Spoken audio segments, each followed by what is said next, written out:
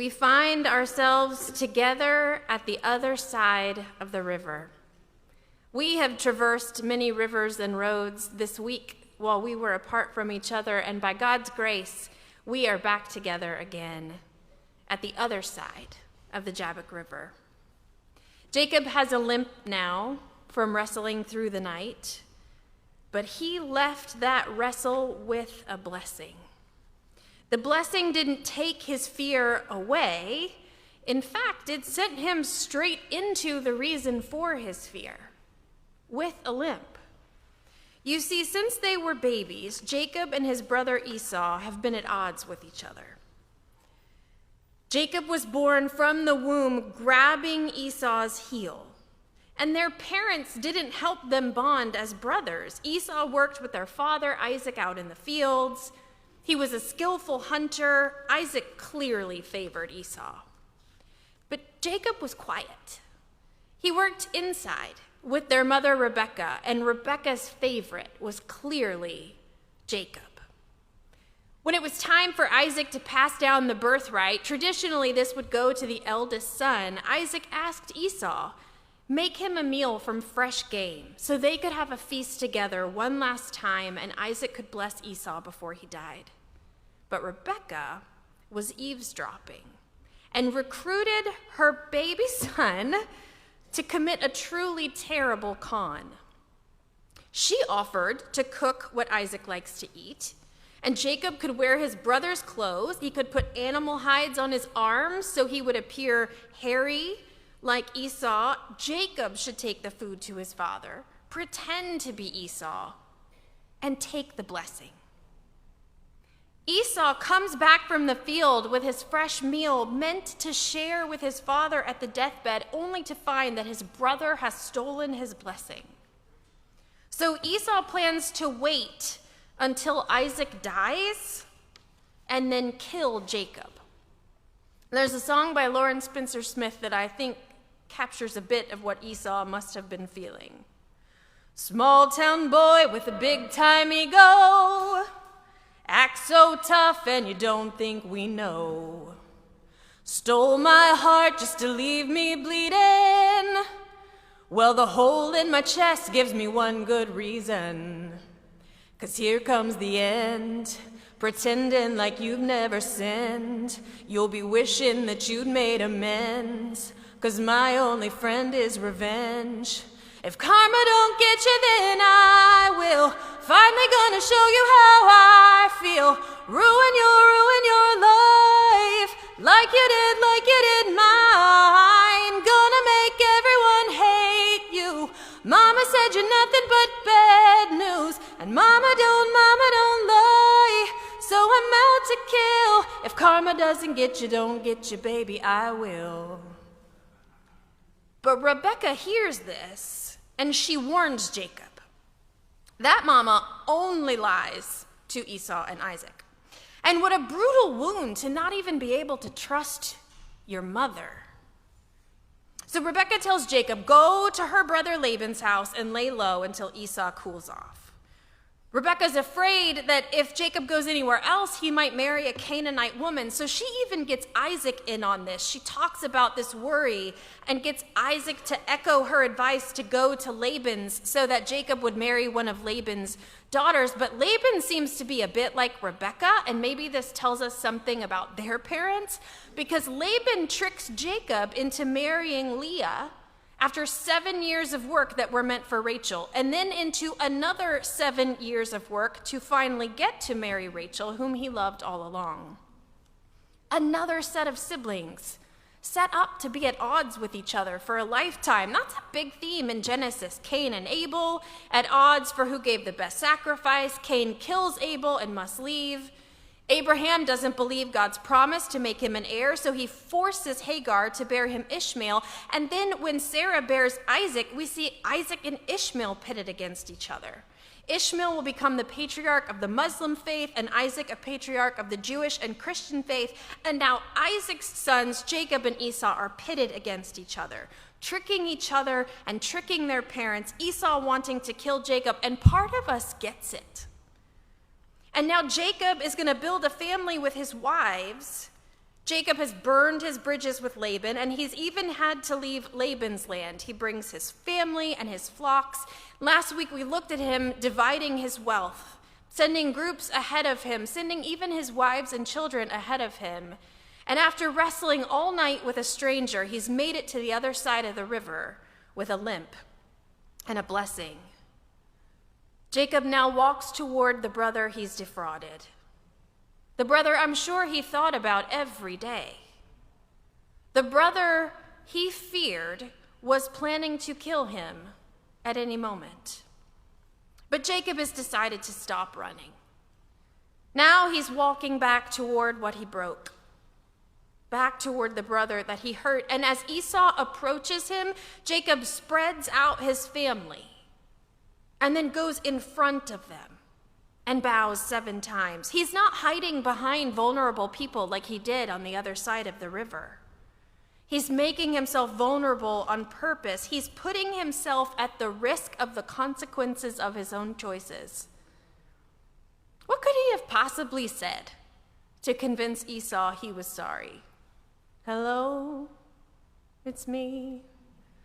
I was wondering if after all these years you'd like to meet to go over everything. They say time's supposed to heal you, but I ain't done much healing. Hello, can you hear me? I'm in California dreaming about who we used to be when we were younger and free. I've forgotten how it felt before the world fell at our feet. There's such a difference between us and a million miles. Hello from the other side. I must have called 1,000 times to tell you I'm sorry for everything that I've done, but when I call you, never seem to be home. Hello from the outside. At least I can say that I tried to tell you I'm sorry for breaking your heart, but it don't matter. It clearly doesn't tear you apart anymore. But this Jacob is a different person than who he was before he crossed the river. He's no longer grasping and deceiving and taking. He's lowering himself before the brother that he wronged. Esau sees this and runs to Jacob. This is the shock of the story. We'll see this next when a father runs to his prodigal son in Luke. And note, even there, the prodigal's brother is angry. Shouldn't his brother have had more consequences? Why does dad just love him no matter what, after all that he's taken, after all that he's done? And why doesn't dad love me like that and appreciate that I'm the one who stayed? But that father just runs to his boy. And he tells the household, prepare a feast and a party because his son is home. Esau running to Jacob is grace that Jacob cannot manipulate. Mercy that Jacob cannot earn, forgiveness that Jacob cannot demand. Esau embraces Jacob and the story changes direction. Esau wants to know, who are these people that are with you? No doubt ready to embrace them as kin too. When Jacob says he's brought his family to find favor with Esau, what he means is he's prepared to give his wives, his children, his servants, and his livestock to Esau as a peace offering. He has brought everything he has to give to Esau, including himself. What should have been Esau's all along, because Jacob stole the blessing. He's making it right. He's not just taking what he stole, he's taking what he took and all that it has gained since then. But Esau is so overjoyed at their reunion that he's not worried about any of that. He just wants them to travel together, to live fully in this restored relationship.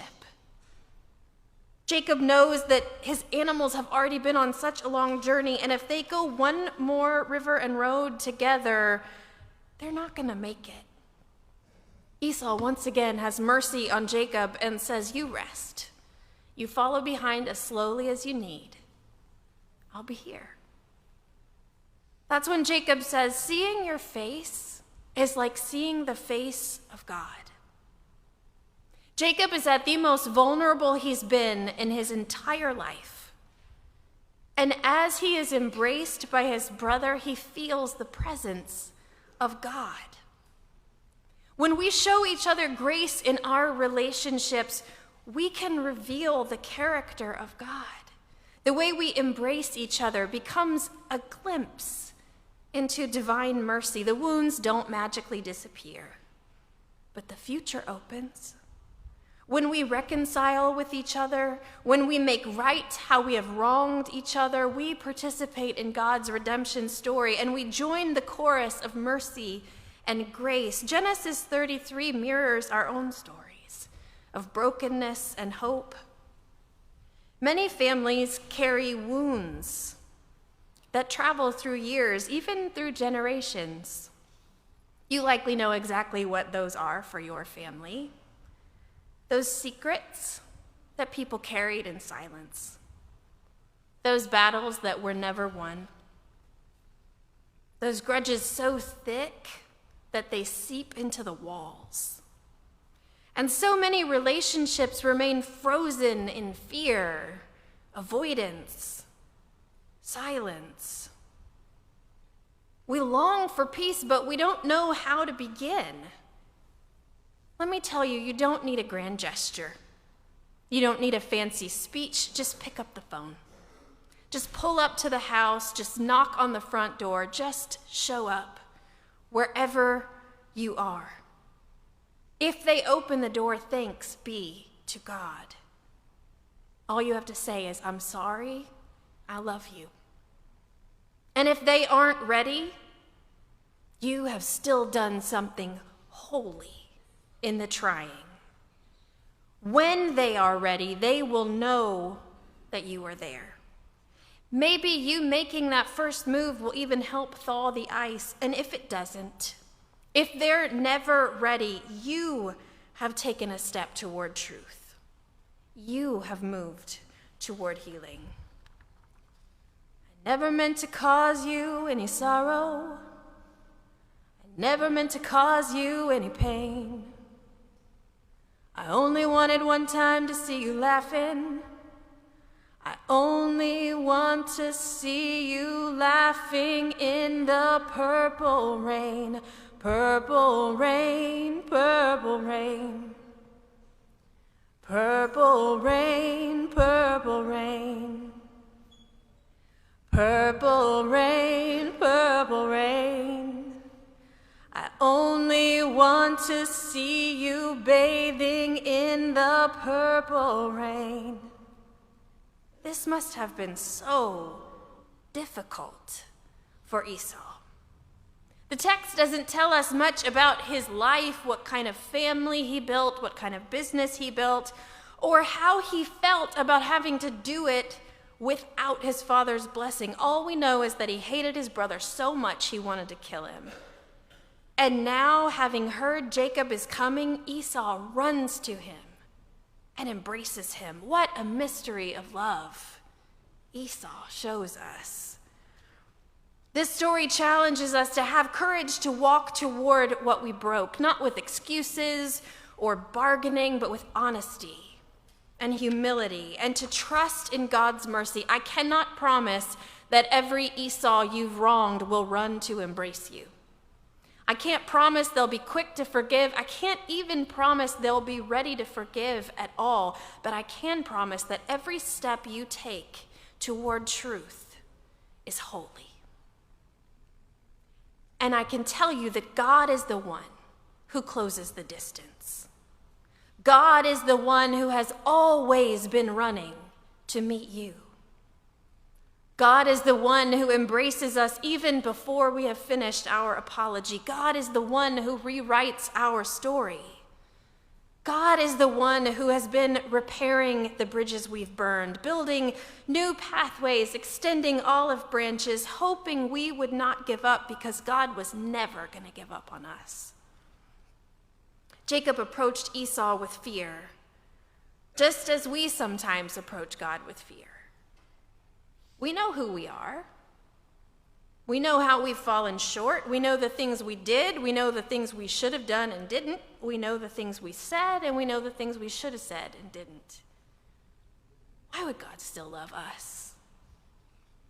But God runs toward us with mercy, with arms open wide to embrace us. God is always here. After everything you've done, after everything you've said, after all of it, after everything. Always. Church, we started this morning at the metaphorical river, even as we are steps away from a mighty real one. So where do we go next? What do you need to make right? What weight are you carrying because you're afraid to face the truth? What amends do you need to make? And whose embrace have you been longing for? Even if only to yourself, acknowledge the truth this day so you can begin your journey toward healing. The God of mercy has been with you all along the way, not with judgment, not with condemnation, but with love. The past does not have authority over the future. That is the good news of the gospel. We serve a God who is writing a long redemption story. And just because you've been away from home a long time doesn't mean it's too late to go back. The door is open. The table is set. And there is always room for you here. Even after everything. Always.